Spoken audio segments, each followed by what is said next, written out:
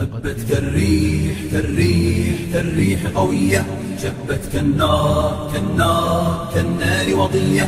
هبت كالريح كالريح كالريح قوية، شبت كالنار كالنار كالنار وضية.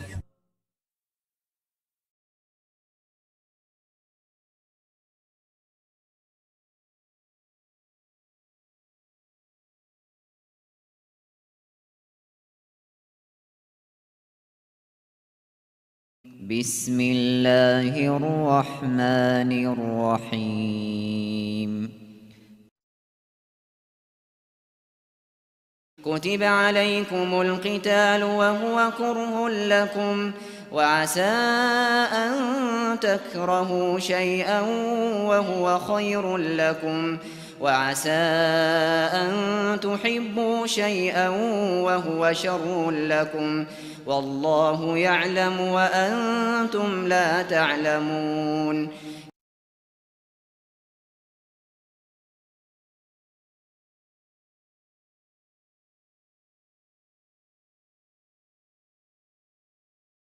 إلا تنفروا يعذبكم عذابا أليما ويستبدل قوما غيركم ولا تضروه شيئا والله على كل شيء قدير। যদি তোমরা যুদ্ধের জন্য বের হয়ে না পড়ো, তোমাদেরকে কঠোর পীড়াদায়ক শাস্তি দেওয়া হবে এবং অপর একটা জাতির দ্বারা তোমাদেরকে পরিবর্তন করে দেওয়া হবে, আর তোমরা আল্লাহর এই কোনো ক্ষতি করতে পারবে না। নিশ্চয়ই আল্লাহ সর্বময় ক্ষমতার অধিকারী।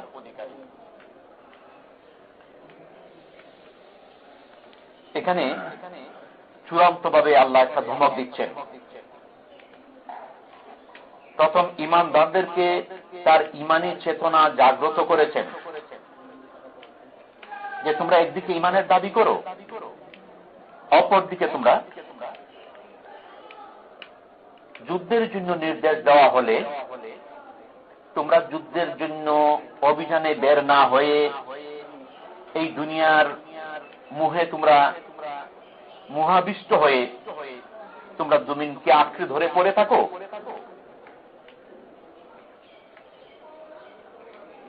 এখন চূড়ান্ত ভাবে একটা ধমক দিচ্ছেন, যদি তোমরা বের হয়ে না পড়ো তোমাদেরকে কঠোর পীড়াদায়ক শাস্তি দেওয়া হবে।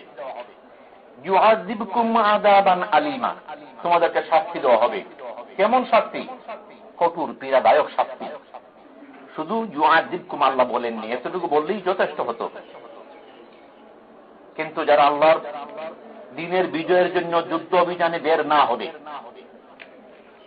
তাদের পরিণতি কি? বলা হচ্ছে তাদেরকে কঠোর পীড়াদায়ক শাস্তি দেওয়া হবে। ইউআযিবকুম, তোমাদেরকে কঠোর শাস্তি দেওয়া হবে। আযাবান আলীমা, কঠোর পীড়াদায়ক শাস্তি, সাধারণ শাস্তি নয়।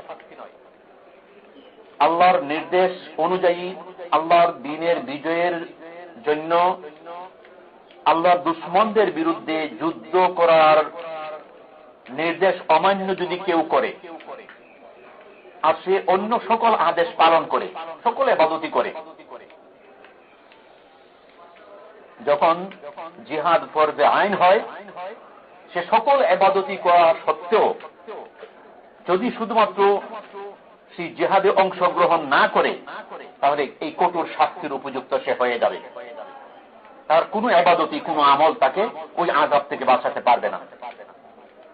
বরং অন্য সকল ইবাদতে যদি ত্রুটি তার থাকে আর এই আল্লাহর নির্দেশ পালন করে আল্লাহর দ্বীনের বিজয়ের উদ্দেশ্যে যদি যুদ্ধে অংশগ্রহণ করে তাহলে অন্য ইবাদতের যত ত্রুটিগুলো আছে এই ইবাদত সেগুলোর ঘাটতি পূরণ করে দেবে ইনশাআল্লাহ। অন্য সকল ইবাদতের ঘাটতিগুলো পূরণ করে দিবে এই আল্লাহর দ্বীনের পথে এই যুদ্ধ। মুজাহিদিনগণ আল্লাহর দ্বীনের বিজয়ের জন্য আল্লাহর দুশমনদের বিরুদ্ধে যখন যুদ্ধ করেন সেখানে তারা আহত বা শাহাদত বরণ করেন, তাদের শরীরের থেকে রক্ত বের হয়ে প্রথম ফুটা রক্ত মাটিতে পড়ার সাথে সাথেই তার জীবনের সকল গুনাহ খাতা মাফ করে দেওয়া হয়।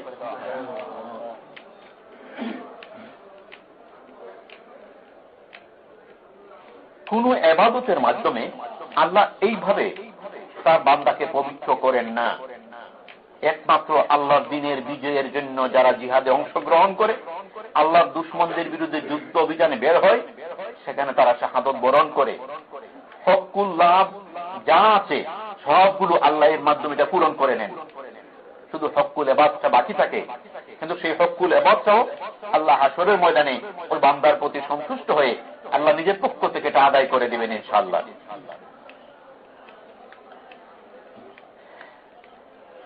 আল্লাহর দ্বীনের বিজয়ের জন্য জিহাদ করা, যুদ্ধ অভিযানে বের হওয়া, এটা আল্লাহ নিজের পক্ষ থেকে তার বান্দার জন্য এমন একটা ইবাদত হিসেবে দিয়েছেন, যে ইবাদতের মাধ্যমে তার ঈমানের একটা পরীক্ষা হয়। যুদ্ধ অভিযান ছাড়া, জিহাদের ময়দানে অংশগ্রহণ করা ছাড়া অন্য কোন ইবাদতের মাধ্যমে ওই পরীক্ষাটা হয় না। ঈমানদার মুনাফিক সকলেই অন্য সকল ইবাদত করে। মুমিন এবং মুনাফিক যাচাই করার আর কোনো উপায় নাই। একটাই উপায়, সেটা হলো জিহাদ, অভিযানে বের করা। আল্লাহর দ্বীনের বিজয়ের জন্য জিহাদে নিজেদেরকে সম্পৃক্ত করা জান এবং মাল দিয়ে। এটা হলো প্রথম আল্লাহর পক্ষ থেকে শাস্তি, যারা বের না হবে যুদ্ধের জন্য। দ্বিতীয়, ওয়ায়াস্তাবদিল কওমান গায়রাকুম, এবং তোমাদেরকে অপর একটা জাতির দ্বারা পরিবর্তন করে দেওয়া হবে। তোমাদের জায়গায় অপর একটা জাতিকে স্থলাভিষিক্ত করে দেওয়া হবে। তোমরা এই জমিনে ঈমান আনার পর মুমিন হিসেবে তোমরা তোমাদের দায়িত্ব পালন না করার কারণে, ঈমান আনার পর তোমাদের দায়িত্ব ছিল এই জমিনে যেন আল্লাহর ইবাদতি ছাড়া আর কারো ইবাদতি না হয়, এই সুযোগ না রাখা। আল্লাহর এই জমিনে সকল মানুষ যেন আল্লাহর ইবাদতি করতে পারে, আল্লাহ ছাড়া আর কারো ইবাদতি করার সুযোগ যাতে না থাকে, সেই ব্যবস্থা করা ছিল তোমাদের দায়িত্ব। আর সেই ব্যবস্থা করাটা কিভাবে সম্ভব? একমাত্র জিহাদ, যুদ্ধ ছাড়া সম্ভব নয়। আল্লাহর ইবাদতি ছাড়া অন্যের ইবাদতি যেখানেই করা হবে, যারই ইবাদতি করা হবে, যারাই করবে, তাদেরকে নির্মূল করতে হবে, তাদের পথগুলো রুদ্ধ করে দিতে হবে, তাদের জীবন যাত্রাকে সংকীর্ণ করে দিতে হবে, তাদের উপর অভিযান চালিয়ে তাদেরকে নির্মূল করতে হবে, তাদেরকে জমিন থেকে বিলীন করে দিতে হবে। আর এই কাজটার নামই হলো জিহাদ, এটাই হলো আল্লাহর প্রতি জিহাদ। এই উদ্দেশ্যেই আল্লাহ ঈমানদারদেরকে দায়িত্ব প্রদান করেছেন। কিন্তু ঈমানের দাবি নিয়ে দুনিয়ায় অবস্থান করার পর কেউ যদি এই জিহাদ না করে, নির্দ্বিধায় আল্লাহর দুশমনগণ বুক ফুলিয়ে রাস্তায় চলতে পারে, আল্লাহর নাফরমানি করতে পারে, আল্লাহ ছাড়া অন্যের ইবাদতি করতে পারে, কোনো বাধাগ্রস্ত হয় না, অথচ ঈমানদারও তার ধারে কাছেই থাকে, ওই ঈমানদারের আল্লাহর আর প্রয়োজন নাই। এই জন্য আল্লাহ বলছেন তোমাদেরকে এখান থেকে সরিয়ে দেওয়া হবে। আর ওই জায়গায় আল্লাহর দ্বীনের বিজয়ের জন্য, আল্লাহর দুশমনদেরকে নির্মূল করার জন্য অন্য একটা জাতিকে স্থলাভিষিক্ত করবেন, অন্য লোকদেরকে এখানে স্থলাভিষিক্ত করবেন, তারা এটা করবে। আর তোমরা তাদের কোন তোমরা আল্লাহর এই সিদ্ধান্তের কোনো ক্ষতি করতে পারবে না। এটা হলো একটি অর্থ, হলো তোমরা আল্লাহর কোনো ক্ষতি করতে পারবে না। আর একটি অর্থ হলো আল্লাহ যাদেরকে এখানে স্থলাভিষিক্ত করবেন জিহাদের উদ্দেশ্যে, তারা জিহাদ পরিচালনা করবে, সেই মুজাহিদিনদের কোনো ক্ষতি তোমরা করতে পারবে না।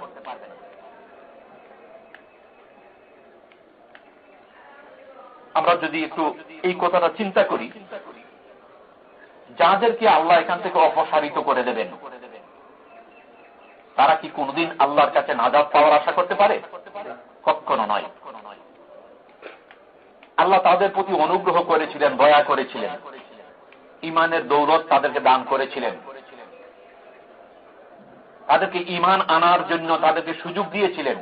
যে আল্লাহর বড় নিয়ামত, সেই আল্লাহর নিয়ামত লাভ করার পরও তারা সেই নিয়ামতের হক আদায় করেনি।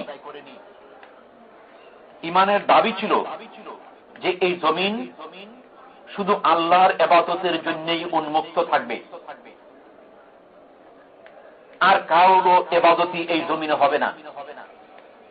তোর জন্য তার গান মাল দিয়ে সর্বশক্তি নিয়োজিত করবে, এটা ছিল তার ইমানের দাবি। কিন্তু সেই ইমানের দাবি যেহেতু পূরণ করেনি, আল্লাহ তখন তাকে আর ইমানদার হিসেবে গ্রহণ করেন না, ওইখান থেকে ধাক্কা দিয়ে সরিয়ে দেন। তোর আর দরকার নেই এখানে, আল্লাহর জমিনে আল্লাহর বান্দাদের কোনো অভাব নেই। আল্লাহ তার এই জমিনে তার বান্দাদের মধ্য থেকে আল্লাহ অন্যদেরকে সেই ইমানের তৌফিক দান করবেন। তারা প্রকৃত সেই ইমান লাভ করবে যেই ইমানের অধিকারী ছিলেন সাহাবায়ে কেরাম রাদিয়াল্লাহু তাআলা আনহুম। সেই ইমানের অধিকারী হয়ে তারা এই জমিনে আল্লাহর দুশমনদের বিরুদ্ধে তারা যুদ্ধ করবে।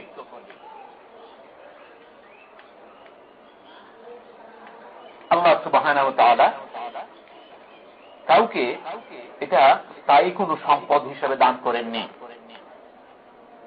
কাউকে এই ধরনের সোল এজেন্সি দেননি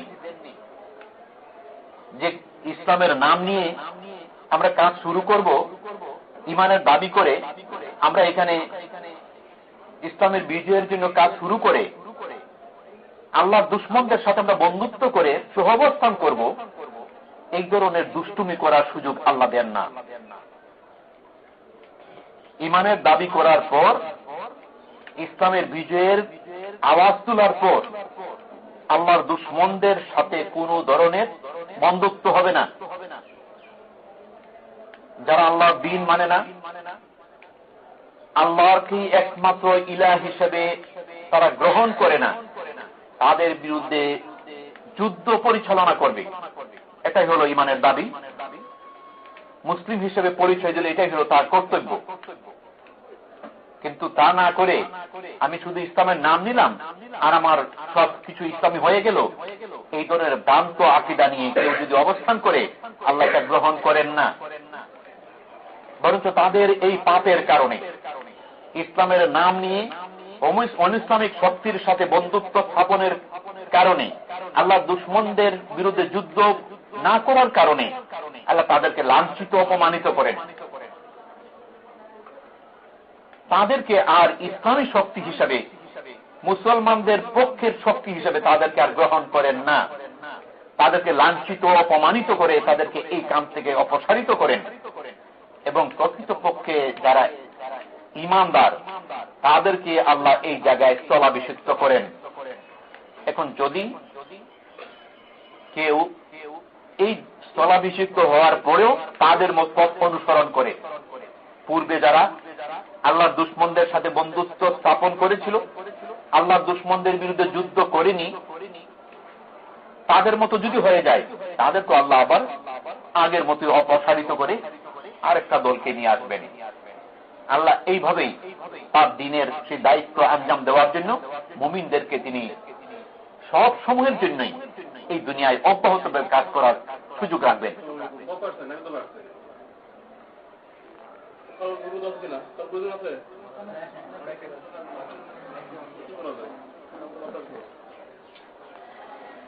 তো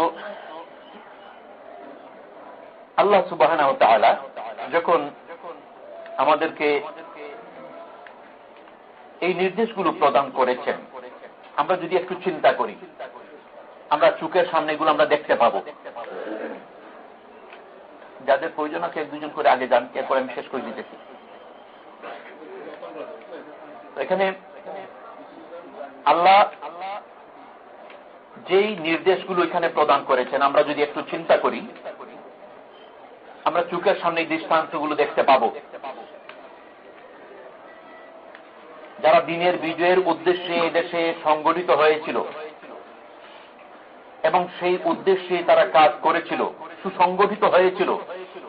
কিন্তু তারা পরকালের তুলনায় দুনিয়ার জীবনের প্রতি আকৃষ্ট হয়ে দুনিয়ার লোভ লালসা মোহে পড়ে তারা নিজেদের গতিটাকে পরিবর্তন করে দিল। যেই কুফফারদের বিরুদ্ধে যুদ্ধ করা ছিল তাদের দায়িত্ব, সেই কুফফারদের সাথে মিলিত হয়ে সেই কুফফারদের নিয়ন্ত্রিত সেই ভাগ অংশে তারা নিজেরা ভাগ বসালো। সেই কুফফারদের সাথে বন্ধুত্ব স্থাপন করে তাদের এই দুনিয়ার অবৈধ সম্পদের অংশীদার তারা হলো, ক্ষমতার অংশীদার হলো।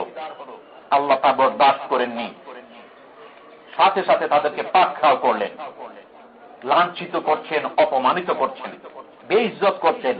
হয়তো দুনিয়ায় আর কাউকে এই ধরনের এই যুগে এমন বেইজ্জত আর করা হয়নি। আমরা এখান থেকে শিক্ষা যদি না নিতে পারি, আমাদের পরিণতিও এর চেয়ে ভালো হবে এমন কল্পনা করা যায় না।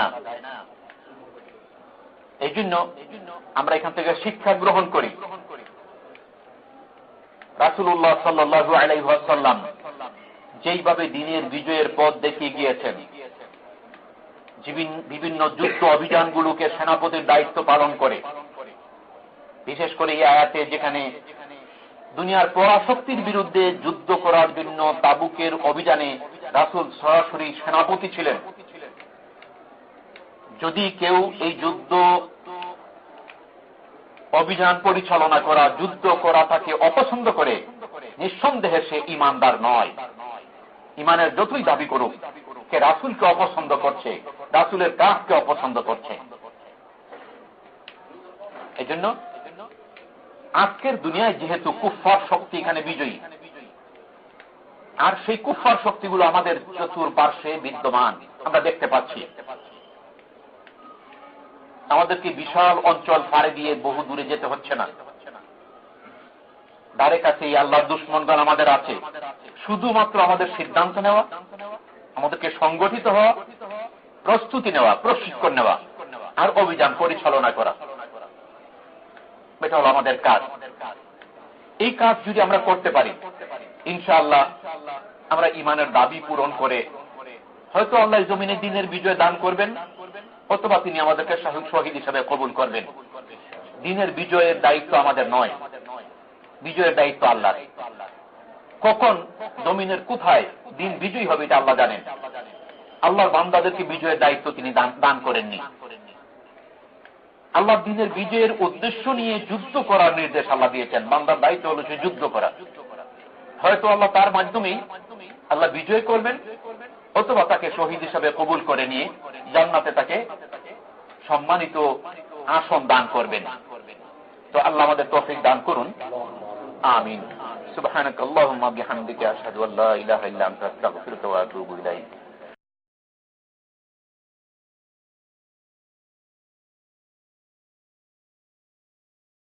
চলো চলো গজওয়ায়ে হিন্দে চলো, তাকবীর ধ্বনি তোলো ফের জিহাদি সুরে। চলো চলো গজওয়ায়ে হিন্দে চলো, তাকবীর ধ্বনি তোলো ফের জিহাদি সুরে।